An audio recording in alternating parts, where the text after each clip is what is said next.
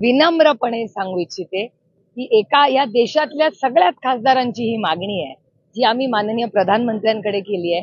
आमचे मतदारसंघ 23 लाख लोकांचे आहेत. तुमच्या सगळ्यांच्या आशीर्वादाने इथली मी खासदार म्हणून आपली सगळ्यांची सेवा करायची आपण मला संधी दिली.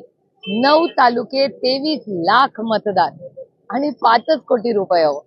त्याच्यामुळे हे कशालाच पुरत नाही. म्हणजे शाळांना पैसे दिले, रस्त्यांना दिले, तर आम्ही अनेक खासदारांनी हे मूव्ह केलं आणि आम्ही माननीय आदरणीय प्रधानमंत्र्यांना विनम्र विनंती केली आहे की आज खासदारांचे मतदारसंघ प्रचंड मोठे झालेत, लोकसंख्या वाढायला लागल्यात, त्याच्यामुळे आमचा खासदार पण वाढवा. 5 कोटी रुपये तुम्ही विचार करा, एक नगरसेवक एक ब्रिज बांधतो का 5 कोटी रुपयाचा? 5 कोटी आम्हाला पुरतच नाही. तुम्ही बारामती लोकसभा मतदारसंघाचा हिशोब बघा.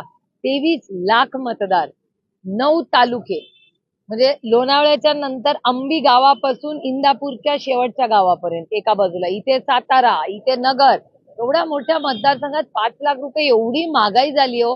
असे समतात. आणि केंद्र सरकारला आम्हाला का त्रास होत नाही, कारण का गडकरी साहेब रस्त्यांना प्रचंड आम्हाला सहकार्य करतात. आणि त्याच्यामुळे केंद्रात किंवा CR पाटील साहेब असतील, काल जल जीवन मिशनसाठी प्रचंड मदत CR पाटील साहेब करतात, गडकरी साहेब करतात, सगळे करतात.